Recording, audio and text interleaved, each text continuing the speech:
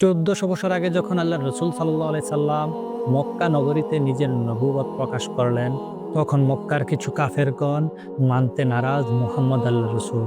হযরত মুহাম্মদ সাল্লাল্লাহু আলাইহি সাল্লাম নবুয়ত প্রকাশ করার পর থেকেই কাফেরদের মধ্যে চলতে থাকে বিভিন্ন ধরনের চক্রান্ত।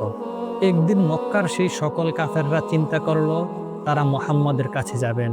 তারা হযরত মুহাম্মদ সাল্লাল্লাহু আলাইহি সাল্লামের কাছে যাবেন এবং তিনাকে কিছু অদ্ভুত প্রশ্ন করবেন।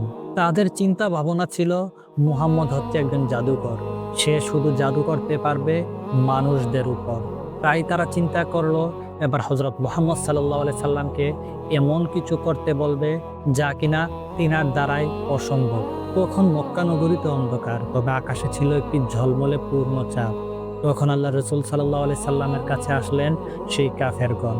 এসে বলতে লাগলেন, হে মুহাম্মদ, তুমি যদি আল্লাহর রসুল হও, তুমি যদি আল্লাহর নবী হও, তাহলে এই চাঁদকে দ্বিখণ্ডিত করে দেখাও। তুমি যদি চাঁদকে দ্বিখণ্ডিত করতে পারো, তাহলে আমরা ঈমান আনবো তোমার উপর। কাফেরদের কথা শুনে আল্লাহ রসুল সাল্লাল্লাহু আলাইহি সাল্লাম উপরের দিকে তাকিয়ে রইলেন, কারণ আল্লাহর নবী ও রাসূলরা আল্লাহর অনুমতি ব্যতীত কিছুই করেন। কিছুক্ষণ পর হযরত মুহাম্মদ সাল্লাল্লাহু আলাইহি সাল্লাম তিনার ডান হাতটি উঁচু করে ধরলেন এবং এই শাহাদাত আঙ্গুলে ইশারা করলেন চাঁদের দিকে।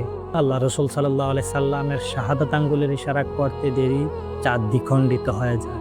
চাঁদ এমনভাবে দ্বিখণ্ডিত হয়ে যায়, কুরাইশবাসী দেখে আশ্চর্য হয়ে গেলেন।